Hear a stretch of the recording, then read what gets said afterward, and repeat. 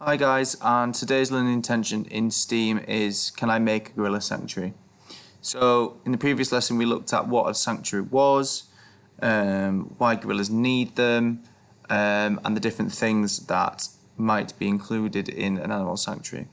So with that, you guys planned and improved that plan when looking at things like budgets and things like that. So now today's lesson is actually going to be making it.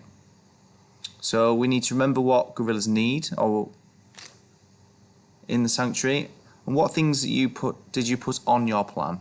So what materials could you use for each part of the sanctuary? So you filled in what you will need. So you're basically going to be following your plan. Now,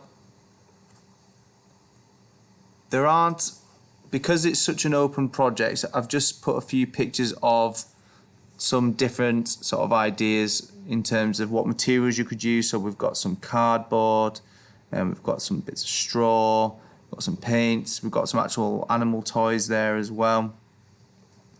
But this is totally an open project, so your sanctuary can look exactly, it can be anything. You can just draw it if you want to again, or if you want to make it out of lots of different materials, you can.